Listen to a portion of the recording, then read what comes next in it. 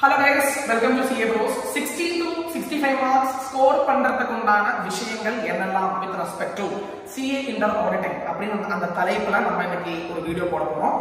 So welcome. நீங்க வந்து நான் ஒரு 6-7 சாப்டர்ஸ் சொல்றேன். இந்த ஏரியாஸ் எல்லாம் படிச்சிட்டீங்களா இல்லையா பாத்துக்கங்க. கொஞ்சம் ஃபோக்கஸ் ஏரியா மாதிரி சொல்ல போறேன். இது கொஞ்சம் நான் அனலைஸ் எல்லாம் பண்ணிட்டு தான் சொல்லியிருக்கேன். ஸோ கொஞ்சம் டீட்டெயிலாக அனலைஸ் பண்ணியிருக்கேன். ஃபர்ஸ்ட் சாப்டர் பொறுத்த மட்டும் யூனிட் நம்பர் 1 பொறுத்த மட்டும் scope, object, need, inherent limitations of audit, reasonable அஷூரன்ஸ்னா என்ன, லிமிடெட் அஷூரன்ஸ்னா என்ன, ட்ரை பார்ட்டி ரிலேஷன்ஷிப்னா என்ன, the elements of assurance engagement என்ன, இந்த மாதிரி விஷயங்கள் கொஞ்சம் ஃபோக்கஸ் பண்ணிக்கோங்க. செகண்ட் சாப்டர் பொறுத்த மட்டும் ஸ்ட்ராட்டஜினா என்ன, ஸ்ட்ராட்டஜியுடைய ஃபேக்டர்ஸ் என்ன to be kept in mind, பிளான்னா என்ன, பிளான் பண்ணும்போது இதெல்லாம் ஃபேக்டர்ஸ் மைண்ட்ல வைக்கணும், பிளானுடைய கண்டென்ட்ஸ் என்ன படிச்சு வச்சுக்கணும், ஆடிட் ப்ரோக்ராம்னா என்ன, ஆடிட் ப்ரோக்ராமோட advantages disadvantages and constructive audit programme, இந்த விஷயங்கள் படிச்சு வச்சுக்கோங்க.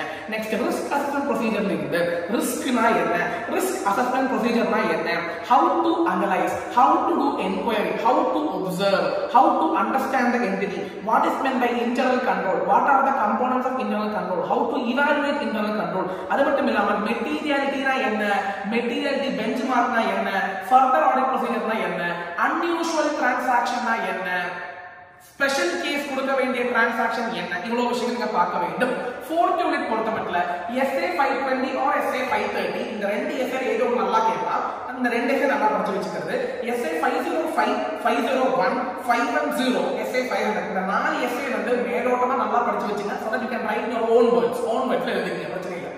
Unit number 5 items of FS பொறுத்த மட்டும் ஆல்ரெடி ஒரு வீடியோ போட்டிருக்கோம். ஆல்ரெடி வீடியோ சொன்னா என்னெல்லாம் ஃபோக்கஸ் ஏரியா சொல்லிட்டு எக்ஸ்பெக்டட் क्वेश्चन வீடியோ ஆல்ரெடி போட்டிருக்கேன். நான் கீழே வேணா பின் பண்றேன்.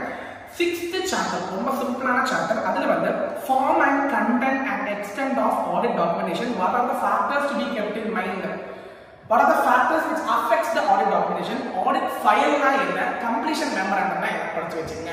7th யூனிட் பொறுத்த மட்டும் SA 570 going concern, SA 560 subsequent event, SA 260, SA 260 இந்த நாலு SA நல்லா படிச்சுங்க. கேப்பா இந்த நாலு ஏதோ ரெண்டு நல்லா கேட்பான்.